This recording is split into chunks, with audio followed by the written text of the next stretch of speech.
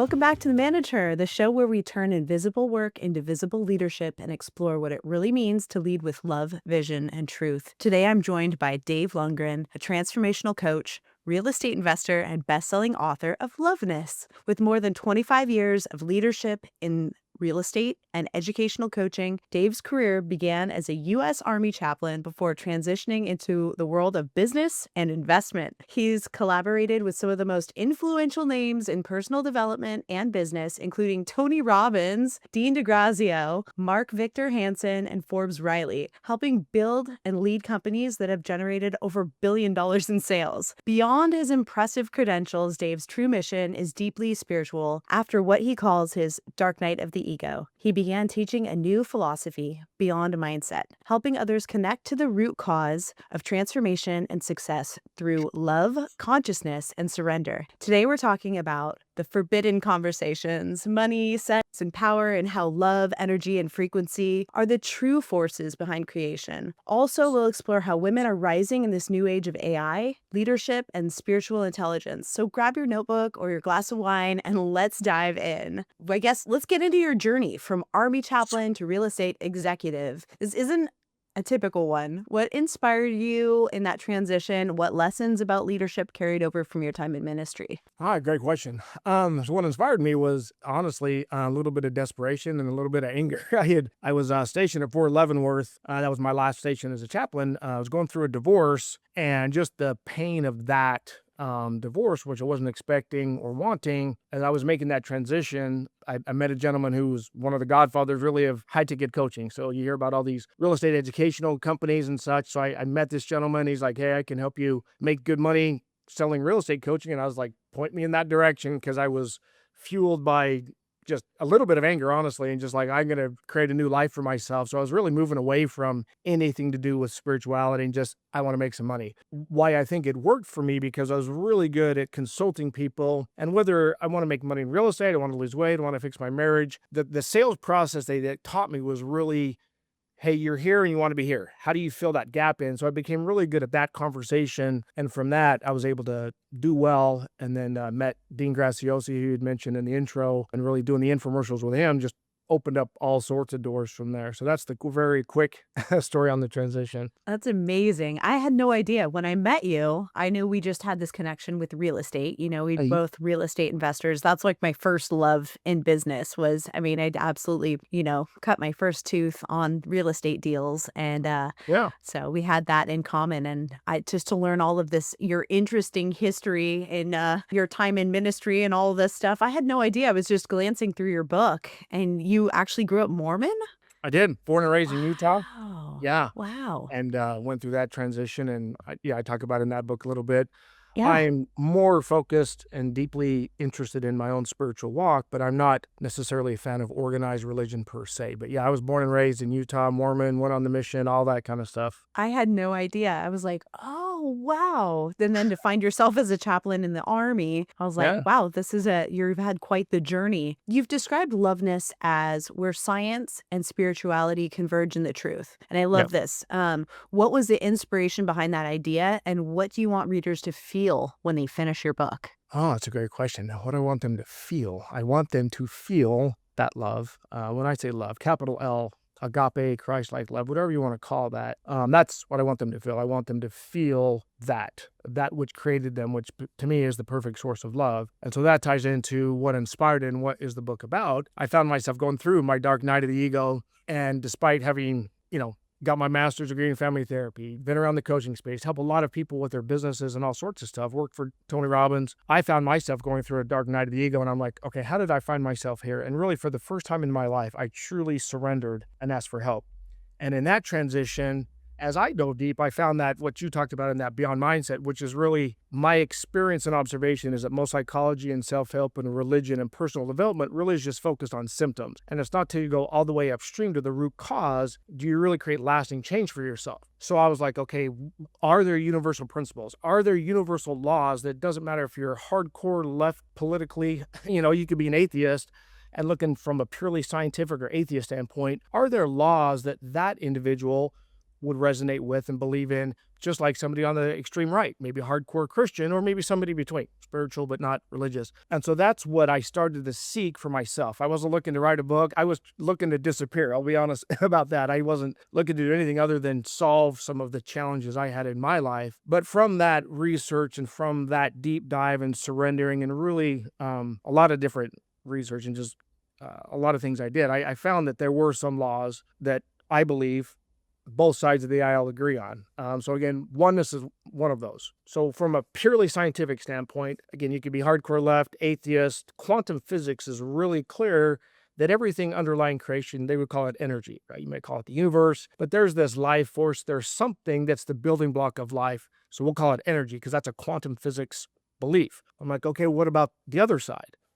Oneness, right? Buddha, Christ, oneness is taught from every spiritual master. So there's a oneness from a spiritual perspective. You may call it spirit, you may call it soul, you may call it something else. It doesn't care, but there is a oneness at the highest level that we're all connected to that's underlying everything. So I'm like, okay, oneness is powerful. That seems to be an eternal law and it exists in all places, in all dimensions. Are there any other laws? I'm like, well, love. So let's start on the right.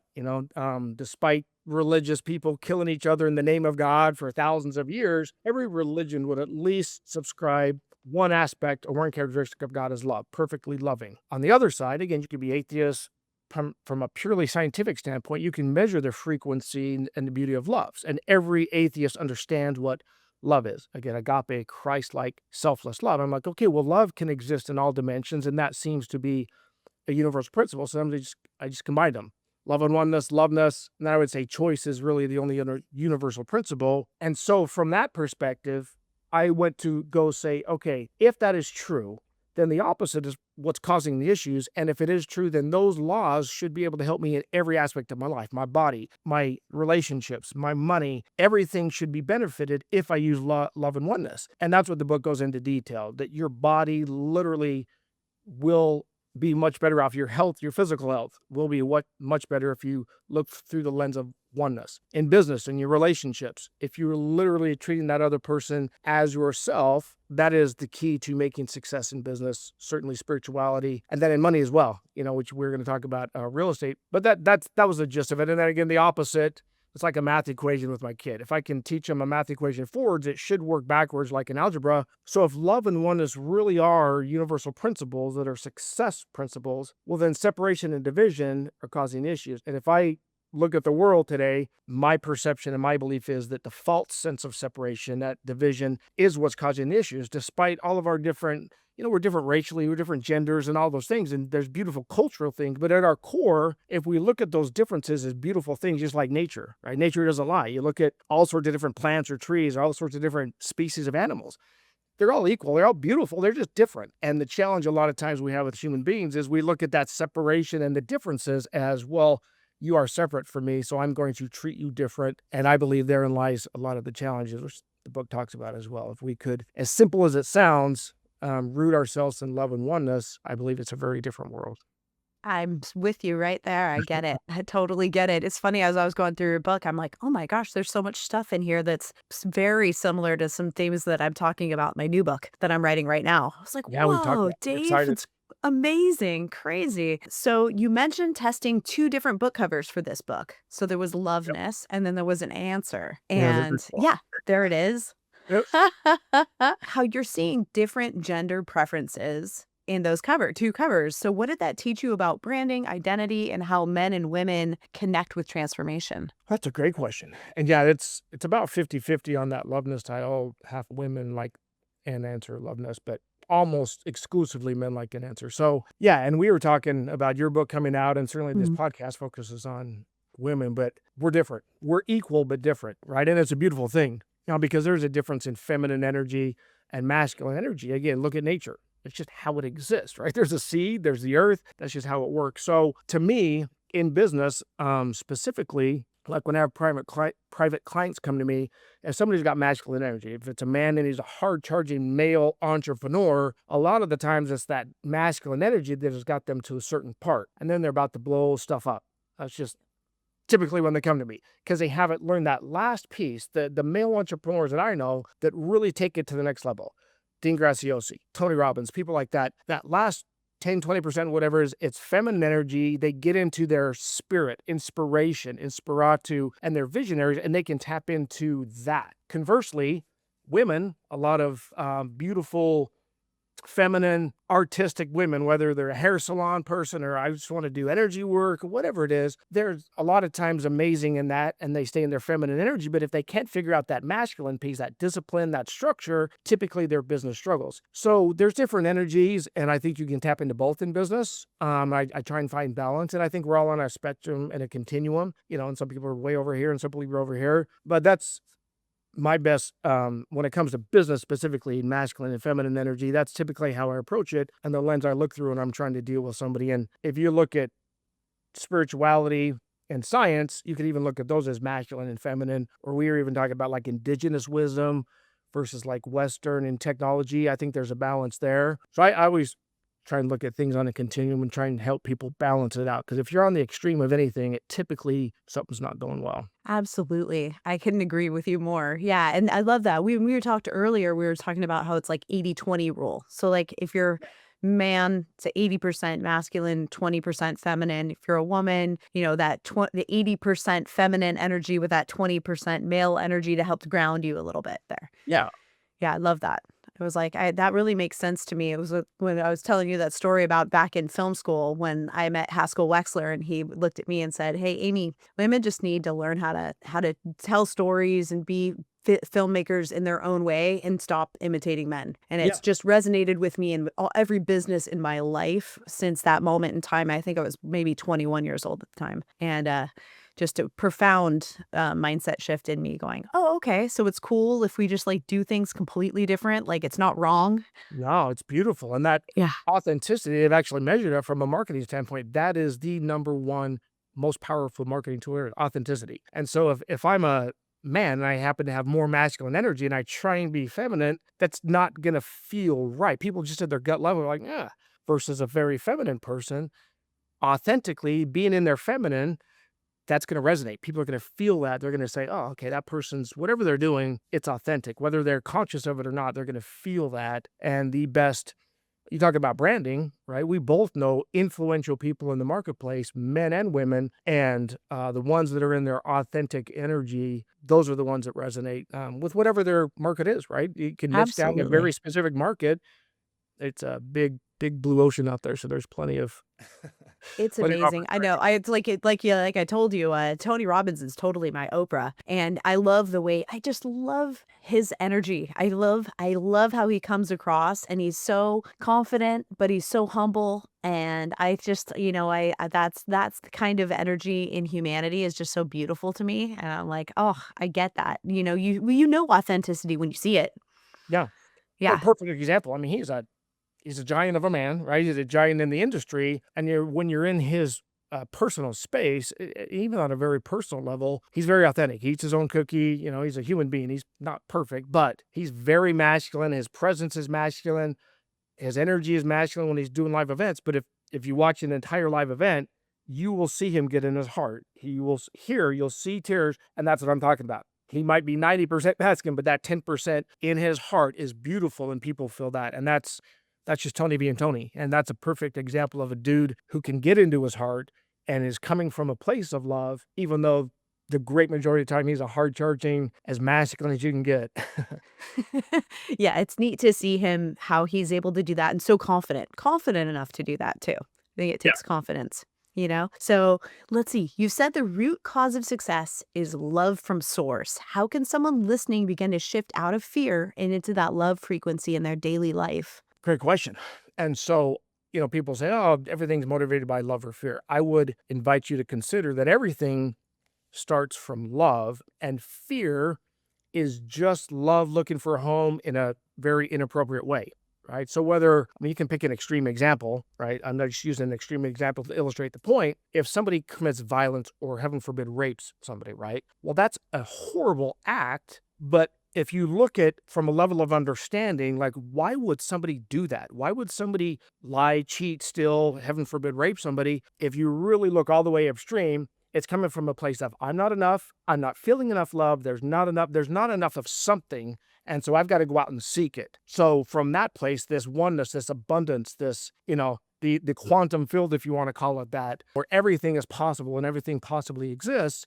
If you're in that realm, you come from a place of collaboration versus competition. And fear is simply, there's not enough. I don't have enough love. I'm not enough. Something's up, and I got to go do something to harm somebody else to try and feel that. So to me, love is that originating source of everything, and fear is just, oh, I'm trying to get there, but I'm not quite there. I'm using less than ideal tools. Because I would also say for years and years and years, especially in the religious world, you see what I would call a lot of spiritual bypassing, like dark is bad, like anger is bad, or bad Mm, emotions. To me, that dark or those emotions are leading you someplace. And there's nothing wrong with being angry or being anxious, but just use it as a guide, right? yes. Just like if my elbow hurts and I ignore it, it's like, well, no, there's something wrong. Let me get to the root cause of that. So to me, that root cause is I have disconnected from that perfect source of love. What is that? A lot of times it's childhood trauma. A lot of times it's things that have happened, but take the dark, take your anger, take your anxiety, take your fear, Mhm. and go down that rabbit hole, go into that dark cave that you're afraid of, Yes. and therein lies the diamonds, therein lies the light, right? And light will fix it all, but it is not healthy, I don't believe, to like, nope, everything's perfect when, if Totally. your house is on fire and your Right. alarm's going off and you're like, nope, nothing's fine, and the alarm's going off and there's smoke and you're just ignoring the smoke and the alarm, it's like, how beneficial is that? Go find where the fire is and go put the fire out. That's what I'm suggesting. Absolutely. I know I get into this in my new book too, and it was like, don't, and we've been taught that fear and pain are bad. Avoid them. Anything that hurts, if you're No. scared of it, just don't do it. Don't go there, get away from it, drop it. Yeah. And it's like what I've learned in my 47 years on the planet is nope. No, if there's something there, if your shadow, you kind of got to get into your shadow, go in there, bring your flashlight in there, go look under your bed and see that there is no boogeyman there. Because that's the only way that you can push past and actually have a growth mindset in your life is when you push through the things you're the most afraid of. Like, 100%. It's how yeah, you build muscle. You tear it and yeah, rebuild it. yeah. And the master taught, bless those that curse you. And I would say that's not just human beings, those are situations.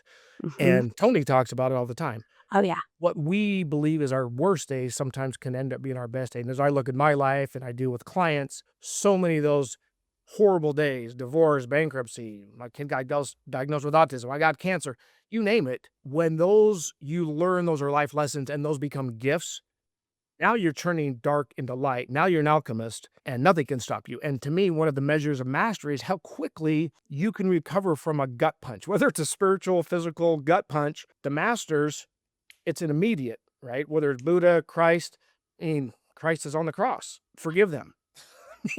Talk about love. Talk about surrender at the deepest level. That's mastery. So whatever is challenging you in your life, whether you're coming into crisis or in the middle of one, I just look at how quickly can you get back to center? How quickly can you get to your true home when those things come up? Because they're going to come up for everybody. That's just life. Yeah, we're gonna go through hard times, but the ones who figure out how to take those lessons from the hard times and grow and learn from them, that's how, hey man, it has been a decade for me of that. And Yeah. I'm so grateful for all of the pain because it really has made me such a better person. And I'm so, I am honored by the experiences that I've been given in my lifetime. Yeah. Amen. That's a Yeah. very healthy outlook. Like, okay, bring it on.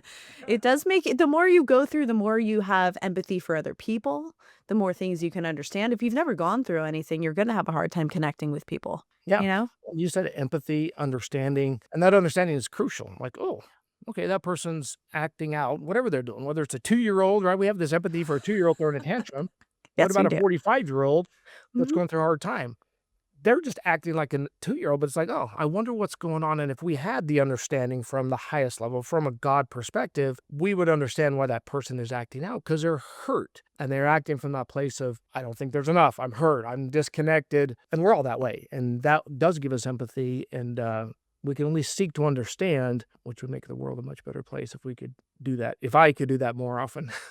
Oh yeah, totally. That has been a practice of my life over and over and over again this lifetime for sure. Yeah. But I think it is. It plays into resilience, our resilience of the human spirit too. And resilience is another one of those things that we all, us coaches, everybody talks about, got to be No, resilient, got to bounce back, got to be willing to work hard, all of those key terms. And I do think, learning and growing from the dark is a form of resilience too. 100%. Right. So you often talk about men embracing intuition and women embracing structure. What does balanced leadership look like to you, especially in this era of conscious business? Oh, that's a great question. I think it's an extension of what I was saying before, that if it's a, male, masculine energy leader, it's that, because to me in leadership, you have the visionary. So a lot of times a founder of a company or leader, they're visionaries, which is great. Not all the time. And we'll talk about the integrator side because that's just as Yeah. important, right? Walt Disney was a visionary, but he needed his brother Roy Disney, who was the integrator. Apple dude, Jobs needed Wozniak. So I guess if you're the visionary and that's the, over the people that don't have vision, they perish, that's your responsibility. Here's the vision. Here's our why, right? Simon Sinek has a great talk about that. So that's your responsibility to lead from that perspective. And then also, if you're that visionary, also get out of the way and don't muddle over here. It's like, okay, I'm a visionary, but I can't do the operational stuff. So let me Yes. get out of the way for that. Let me stay in my lane. The book Rocket Fuel is really good about explaining this dynamic. And so whether you consider that visionary a masculine energy or not, I would say that's leadership. But then just as important is recognizing I need that integrator. I need that balance to me, right? Vision and, entrepreneurs. And I can certainly look in the mirror and very guilty of this, 1,000 great ideas, but there's no implementation, right? So you have to have the implementation, which to me is structure and more of a masculine energy. So to me, that's the balance. You have to have both. And if you can balance those and you find a leadership team that works, and then truly from a place of love and serving, right? Your people that you're leading, whether it's your family, whether it's your spouse, whether it's your kids, whether it's your business, even if things aren't going well, and even if you have an off moment, if you convey love, and if they know that you are coming from a place of love, that will buy you a great amount of grace. And if you get people bought into that vision, right, they will go through the fire for you. And I've been around amazing leaders and I watched people. I mean, Tony Robbins, the Steve Thorne guy I mentioned that brought me into the coaching space, leaders that people will go die on the hill for because they're coming from a place of, here's the bigger thing of what we're doing. Here's our why. And I love you. Now let's figure it out. Because the rest of the mechanics of business, right? I mean, I led business mastery for Tony Robbins and there's mechanics and there's structure to business. But at the end of the day, you got to have both. You got to have the heart, vision, love, and then you have to have some structure. Otherwise, you're in deep doo-doo. Yeah, you gotta have operations. Yeah, you have to have both. Yeah, and it is, I think that's the hardest part about I think that might be one of the hardest things for young entrepreneurs to figure out. A lot of times you've got Yeah. that passion or you've got that idea, you've got that, what would my mom call it? Like a what's it, you've got this gizmo that you want to sell, but then you don't really have the operational knowledge on, how to file your taxes or all the back end stuff of the other side of the business. Yes, and the great majority of startups, that's the challenge. It's not, oh, we're kicking ass operationally. It's like, no, we got this great vision. I got one leader that's just the business. We don't have any systems. That's very typical for a startup. So as you, go from a solopreneur, I mean, that first hire should be an admin person that helps you with the operational stuff and then a marketing team. And there's a structure to who you start to add to the team and why you add them. But yeah, that's a very typical scenario that you talked about. A Yeah, yeah. visionary, an entrepreneur that had a great idea that's just running and gunning. And it's like, oh, dude, you don't understand that you pay taxes? Well, yeah, I'm 1099. I don't worry about that. It's like, oh. Although Oh, there's ways to get out of that too. it's Ethically, morally, and legally. There's ways to.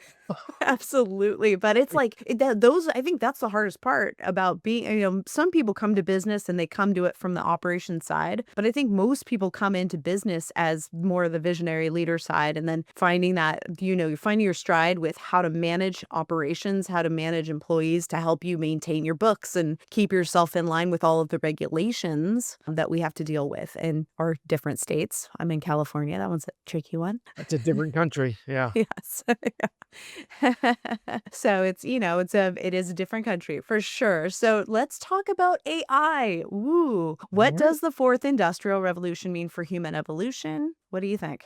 Yeah, great question. I was having this discussion actually with one of my daughters who's beautiful, empathetic soul. And she was worked up because of what AI is taken from the environment. And I encouraged her to take a step back because technology has been there, right? So I'll start with the Pony Express, newspapers, radio, TV, internet. technology has been there. Now, for sure, technology is ramping up. It's just dramatically Exponential. accelerating. AI is an example of that, just going berserk. But from a historical perspective, technology has always existed. The challenge we're having now, I believe, is somewhat of our spiritual or emotional growth is so far behind the technology growth. So now we're up here, and between technology and social media, they're amping things up, right? The separation and division. And so AI, to me, if it remains a tool, it's a very powerful tool. And if it helps get those mundane tasks out of the way, right? Let's take the example of a visionary or somebody's writing a book, or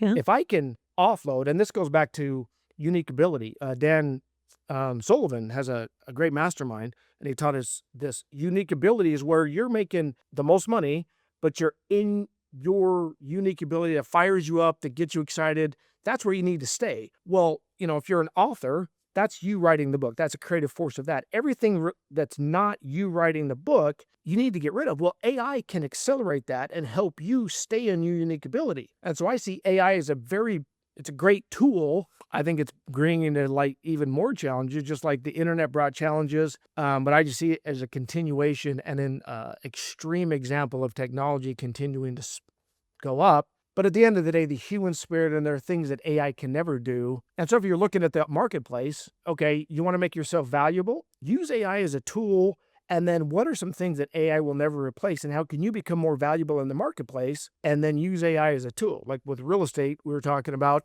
I see it as a great tool to help with that. AI is very helpful when it comes to writing or social media. So to me, that's the key. Just have it take more things off of your plate so you can stay in your unique human ability and let it remain as a tool, and don't think of it as anything different than the next latest and greatest technology. And it is at a whole nother level. It's pretty insane what it's doing. And to me, it's exciting, but keeping it in its place, I think, is important. Absolutely. Yeah. I think that right now, with it being more of it's a way to crunch data down. We're calling it AI, but it's more of a data aggregation at this point, what we're calling consumer AI. And I think what people are afraid of is actually a different kind of technology, an AI that's like we've had to destroy once before. One Well, AI that actually was contained in a building. I forget who had it in Silicon Valley, but it started communicating to itself in a language other than the one that we had created for it, so that we couldn't understand it any longer, and it had to be unplugged, basically. and to your point, there's conversations we're having now that are moral and spiritual conversations because of AI. And Mhm. those are the important conversations. Like, how far do you take it? Do you put a chip in yourself? And what does that mean for what decisions are being made for your life? And if you're going to save somebody's life because you can pre-diagnose them on a health thing, is that the right thing? So those are, discussions that are coming up and are becoming real. And Yes. again, that goes back to our emotional and kind of spiritual development being so far behind technology, in my observation. Oh, I couldn't agree with you more. I had a guest on recently, and this is actually her area of expertise. Is actually, she says the issue with AI isn't the technology, it's the getting the people to get behind, getting the employees to not be afraid of the transition, not be afraid of the change, to embrace the technology, to learn how to use these new tools, because they are accelerating so quickly. It's Yeah. happening so fast. And even culturally changing our thoughts on what work is. Like, I can Yes. see a world where AI is taking over so many mundane tasks. It's like, well, I've got free time now. I don't have to go work a 40-hour work week. Why do I need to do that?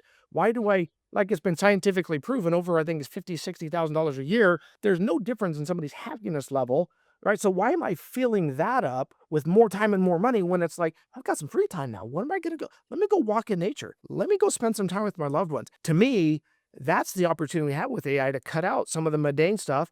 Yes. And I got more time to breathe. I have more time to connect. But we have to take those opportunities. Otherwise, you will be Ready Player One. You're locked into technology versus, like, let me unplug for a little bit and let me go get in nature. Let me go put my feet on the ground, because that's been proven to scientifically reset your body. Let me go spend some time meditating. Let me go to church, temple, synagogue, whatever that is. Go serve. I got a little more time. Let me pour into a church or a charity or a community. So what do you do with that free time you're freeing up? Is it just, Well, oh, hopefully you use it to be more human. not Yeah. less human, right? And I think that's what a lot of the women on my show that I've talked to, we're all talking about how we can use this new time that we have to connect with each other. Maybe we get to spend more time with our friends. Maybe Yeah. we get to spend more time within our community, leading community events, or we are definitely getting more involved with nonprofits. I can see women in general, as we're able to automate some of these tasks already, I Yeah. do Is see that that that really is getting something the that's happening. masculine head stuff out Yeah. of the way? And then you're like, oh, Yeah. well, time to be my heart. I got all this Yeah. bullshit out. And Yeah, that's I what think we, the Maha movement is partially, AI kind of helped, yeah, the Maha moms to have the time to get involved with a lot of, helping to make some healthy changes in America. for sure. So, yeah, it's interesting. I wonder, from will they ever study it? I don't know. We'll find out. It's fascinating times. It's so interesting. So what do you think? Do you think that technology and consciousness can coexist without losing our humanity? Yeah, great question. Quick answer, yes, because I think there's a material difference in human consciousness. I don't pretend to understand it, but a plant has life, an animal has life, but there's a different level of consciousness. We're able to think about thinking. There's a meta cognitive level. And so that piece of humanity, I don't see AI being able to replicate that. Whether you're a person of faith, you believe in God or not, there is an essence, there's an underlying infinite intelligence that is human. And that's the piece that AI can't get to, I don't believe.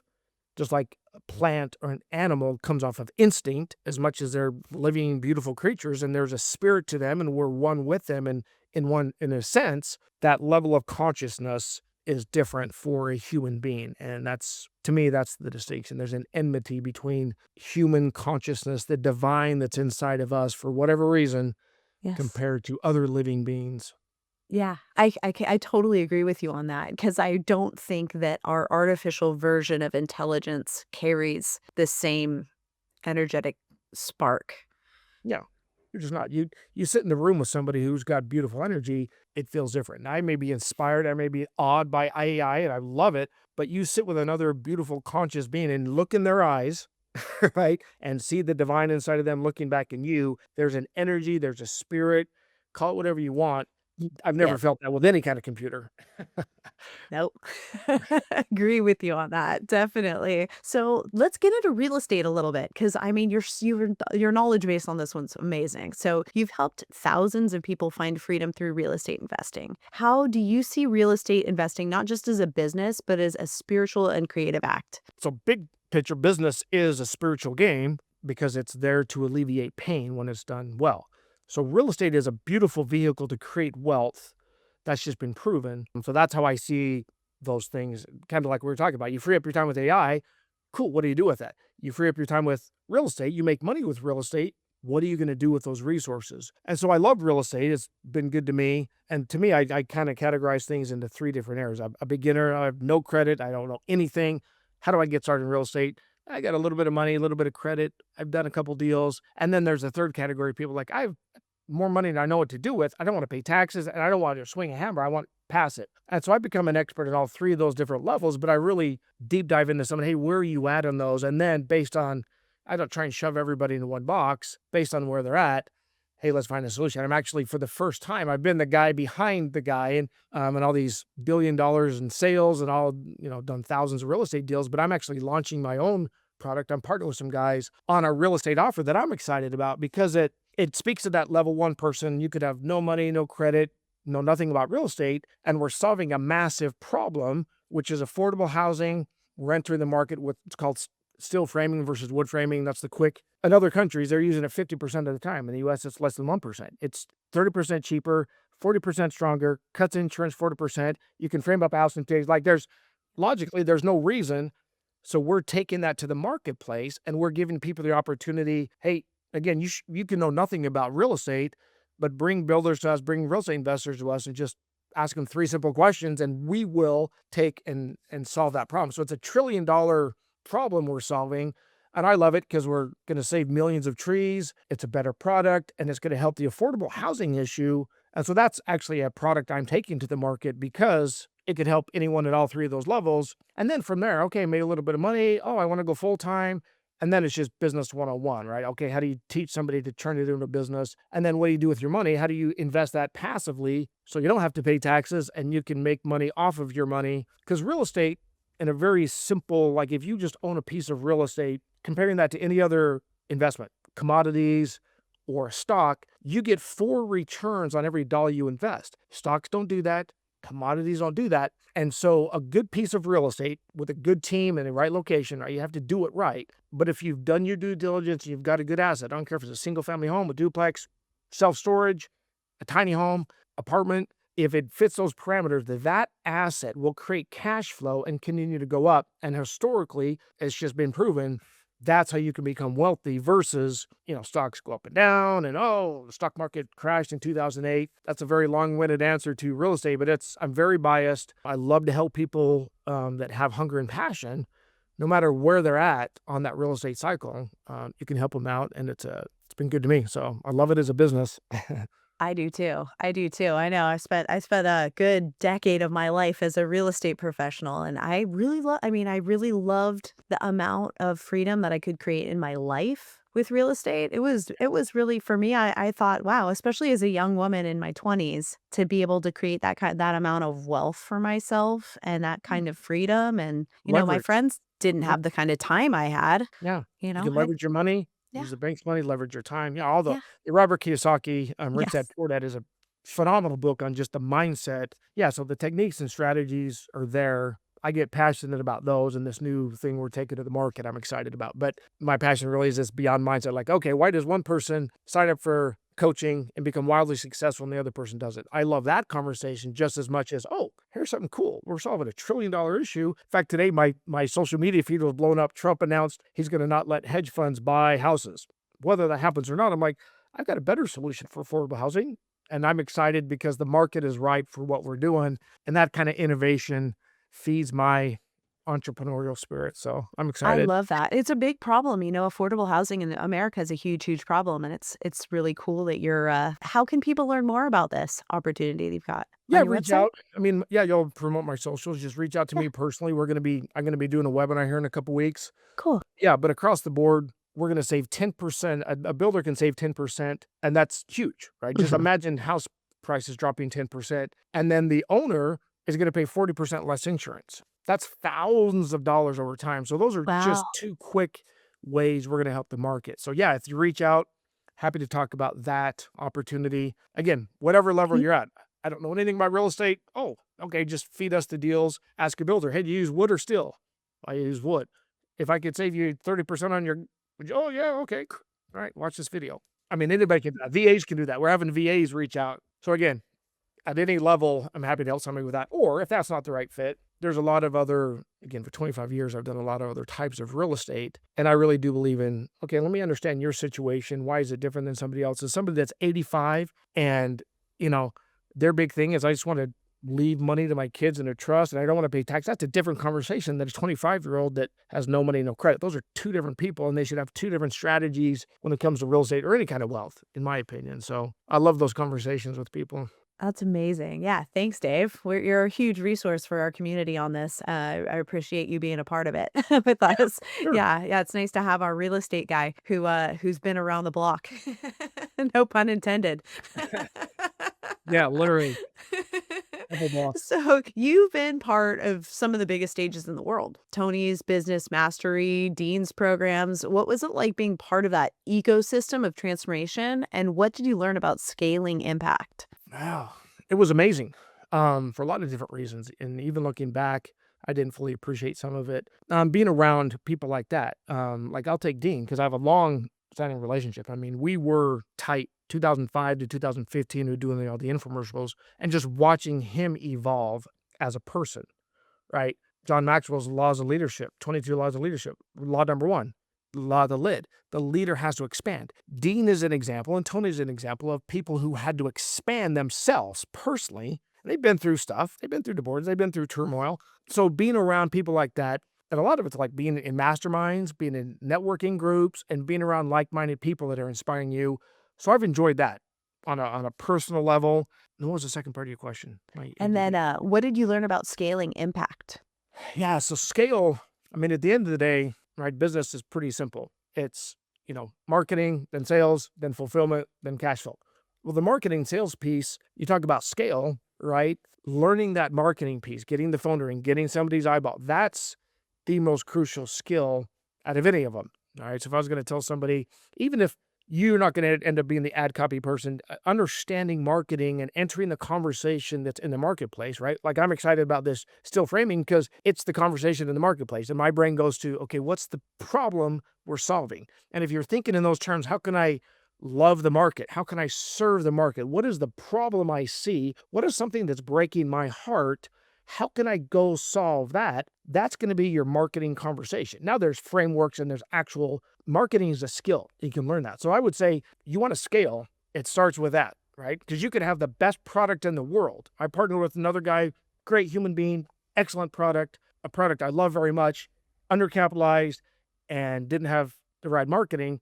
That product sits on the shelf, right? Versus, I'll tell you an insider secret. When we were doing the infomercials with Dean, we would film 10 to 15 infomercials with different books and we'd test them, and whatever book did the best, okay, that's what we're going to go with, right? In today's world, you can, for hundreds of dollars, what costs us tens and thousands of dollars, you can test different hooks and you can do different. So to me, marketing is the thing. Enter the conversation. What is happening in the marketplace? Where are the pain points? And then there's a lot of different techniques and strategies and books and people you learn from the marketing. And then it's sales, which is influence, right? And Yeah. people that are anti-sales. Well, let's use the word influence, right? We're all influencing, and you want to influence somebody. And Mother Teresa, Jesus Christ, Martin Luther King, these people had influence, but they were coming from a place of belief. And when you get to the place where it's like, I am doing you a disservice if I don't put my book in your hand, people feel that back to that authenticity. So to me, that's the core sales. But again, you can train yourself sales, and you can even outsource that to people. So,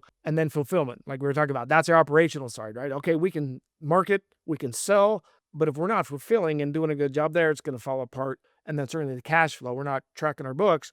So those are the four simple pieces, but in that order: sell first, fulfill later, right? Don't go build it and expect people to come. No, sell. Oh, the market wants that. Okay, let me go build it real quick because I just blew the doors off of my marketing campaign. That's a much better problem than I got more leads than I know what to do with. The market really likes this. Let me go build a product versus I built a Rolls Royce. Nobody wants it. So do it in that order. I love that. That's great advice, Dave. That's the opposite of the intuition, especially the young entrepreneur's intuition, for sure. Yeah. Yeah, my beautiful sacred other, she's a doctor, chiropractor, and she's very feminine. She just built an amazing product. She's like, well, the market didn't like it. I'm like, how much time did you spend? And she spent hours and hours. And I was like, did you test the market at all? And she was just like, well, no, why wouldn't people want that? I'm like, So yeah, and I've done that for sure. Yeah. Oh yeah, So for sure. Me too. Oh yeah. That's part of learning through living. yeah, and staying Yeah. That's, integrity. Only sell something again that you really believe in, yeah. because the market will feel that too. If you don't really believe in what you're doing, it's like, Yeah, but you gotta have the capital, you're right. You can't be undercapitalized either especially if you're gonna take a real product to market. I think that was as a younger entrepreneur, that was one of the things when I took my first product to market, I did not have enough capital. And I think, I had 100,000, I needed 1,000,000. oh wow, Yeah, yeah, yeah. And it's like, that could have made a big difference in how much impact that product could have made. I did yeah, and okay, but I think I could have, done a lot better. And yeah, and even a looking business back coach on it. can help you with that. Like, okay, your fulfillment is physical product. That's a different conversation than my fulfillment is not, right? And somebody can walk you through, ooh, your cost of goods sold, and you actually have a physical product. Mm. Yeah, that's $1 million you got to have in the bank, not I'm selling a digital course online. That's a different conversation. So Yeah. yeah, Yes, physical products are expensive. It's mostly marketing. And then, if you're going to scale up having a physical product, that one of the things that we looked at was going into Target. And it was like, it's going to be so expensive because you don't realize when you put a product in Target, you're oh on yeah, consignment. yeah, and they're taking the majority. Yeah, they, So it's, they've established the platform. yeah, exactly. It's like Exactly. Amazon or Starbucks, Yeah. Yeah. which there's a lesson in that too. There's a power in having that platform. And I think that's where AI is going. Back to talking about AI, Yeah. it's going to where everything's going to be free. I just believe that, right? Because Facebook taught us It's the eyeballs and attention that they're monetizing. Hmm. Facebook gave away a platform for free because they wanted the eyeballs, and they monetize that. AI is going to commoditize everything, right? CRMs Yes. used to be expensive. Websites used to be expensive. All of that is getting commoditized because now everybody just wants people on their platform, right? Yeah. Because whoever Yep. controls the eyeballs, whoever has the platform, they're going to win. It's true. It's so true. That's very interesting. Yeah, that's going to be, it's going to be a very interesting, I think the next, 4 years, everyone said that this massive amounts of transformation is all going to happen between now and 2030. So it's going to be interesting to see, It will be. It'll be a fun ride. it's going to be a fun ride. But I think as long as humans can stay and continue to use their free time to be more human, to Yeah. stay grounded, keep your feet on the ground, touch grass. Literally go out. I just did it right before this. I was working on some business stuff, amped up and excited. I haven't eaten, which my intermittent fasting, I get in a really good state. I get in a light state, but I get amped up. I'm like, let me go put my feet on the ground. Let me just ground myself so my energy's not too high. That's awesome. I know we just got this really cool Bexley harmonizer for our house, and Oh, I nice. just have it sent to the Schumann resonance right now, which is the frequency of the earth. And it is next level, dude. I love it. I absolutely love it. I just want to sit next to it. Yeah, because we Um, have energy. yeah. We all energetic beings, right? Yeah. Yeah. So Yeah. It's so anything you cool. can do to regulate your nervous system, and yeah, that's a So beautiful thing. it really is so cool. It's like every once in a while you find some new tool to just make yourself just feel a little bit more human because our frequencies are being disrupted by all the microwaves in the air. The For frequency of the earth sure. is being disrupted. For sure. And That's so if you food can find a way supply. to, Yeah. yeah, yeah, find a way and that's take your shoes off and touch the ground and you'll retune. Yeah. Literally. It's a beautiful thing. It's like, huh, something bigger and more loving than all of us did that for some reason. Thank you. Uh, You just go touch the earth. I'm very grateful for it too. Yeah. You're amazing, Dave. It has been such a powerful conversation, bridging business and divine, masculine and feminine, and reminding us that real success begins with love. To connect with Dave, visit www.dave-lundgren, LUNDGREN.com, or grab his book, Loveness, on Amazon or his website. And you can also follow his work on leadership, spirituality, and wealth creation through his Beyond Mindset coaching and retreats. And if this episode resonated with you, share it with another woman who's redefining leadership on her own terms. I'm Aimee Rickabus, and this is The Manager. Until next time, stay rooted in love, aligned in purpose, and ready to manage what truly matters. Thanks, Dave. Thank you.